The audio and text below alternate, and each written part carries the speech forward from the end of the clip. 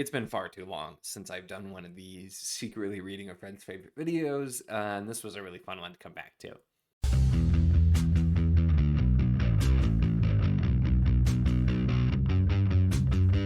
Hello and welcome to my channel. In this video, we are going to be talking about The Dead Zone by Stephen King, and I read this because this is one of Jake from Jake the Bookish Drummer, this channel. It's one of his favorite books, and Stephen King's one of his favorite authors. And because I don't think in a million years he ever would have expected me to have read The Dead Zone, and that's what made this so much fun. And this was compounded because I read this during the month of April for a prompt for the Battle of the Vans readathon, which is hosted on Jake's Discord. I submitted it through the intake form, which he has access to, and so even though obviously I know he's not like checking every single book, it's just kind of funny. I did all of that without being noticed, and specifically doing it and reading the book.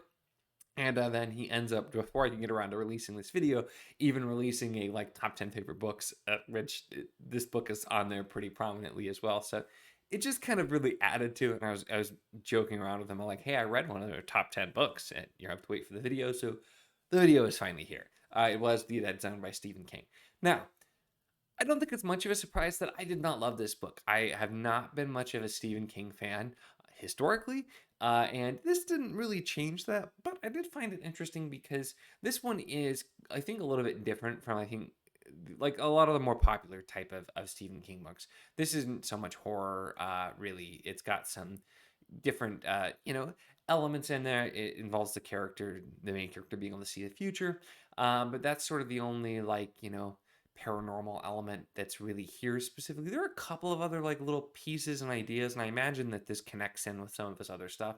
But if you're just reading this novel at face value, it is more so just, hey, this is just a story. This is what's happening, and we haven't have just a wee bit, just a wee bit of the paranormal in there as well.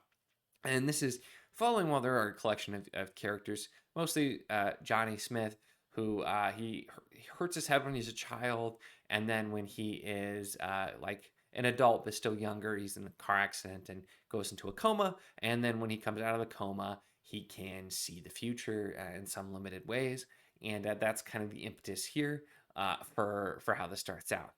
And thinking of the only anytime recent Stephen King thing I've read, which was his newer one that nobody particularly liked, either Fairy Tale. So it's kind of funny, but the one thing I want to point out is, despite the fact that this was written in the 70s and Fairy Tale is much more modern and is, only, I mean, several years old at this point, but it's still like, the 2010s, 2020s, whatever.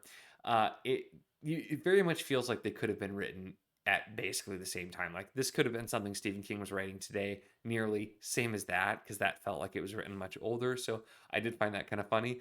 But the big thing here is that it's not doing all of the necessarily like the weird stuff that King likes to do. That has really turned me off some of his stuff.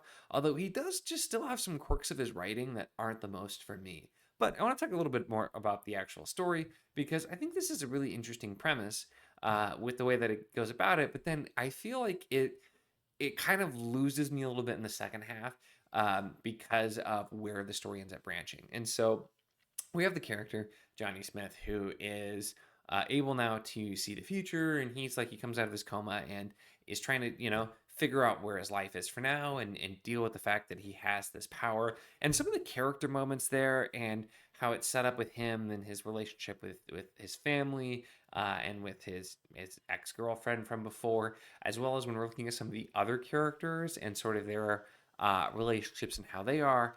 You follow some very different characters, including like someone who's pretty terrible, and you follow a killer a bit. You follow somebody who's ends up becoming a politician, and Johnny the school teacher, and so these a wide variety of characters. But I felt like some like the character study stuff and those elements were really well done and worked well.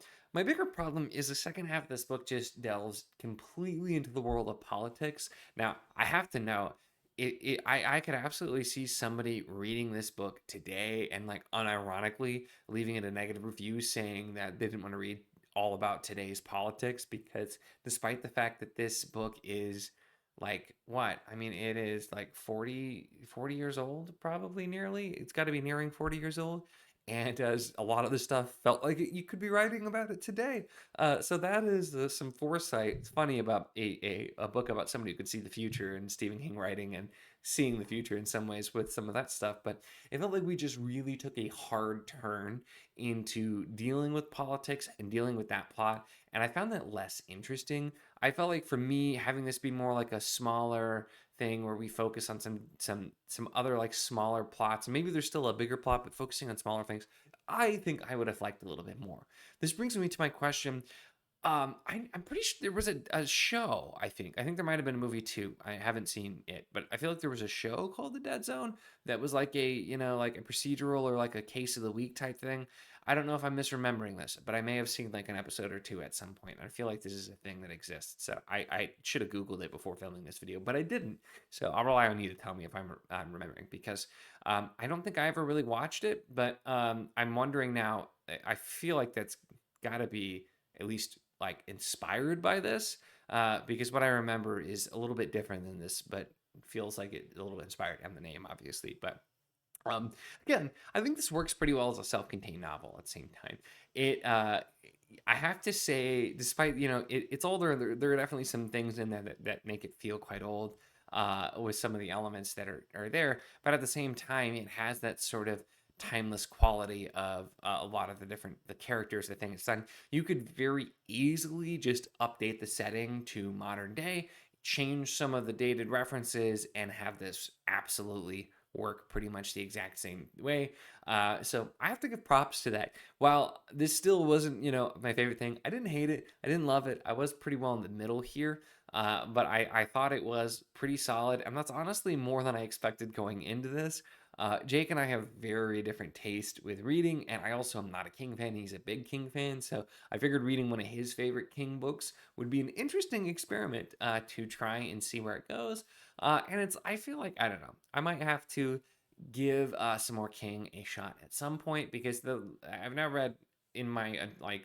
I'd read some of them many years ago and was really familiar with some of them many years ago, but the two that I've read now, in the recent past, I both ended up about 3 stars with, which is honestly could be a lot worse. And I feel like there's definitely some of his books that would be a lot lower.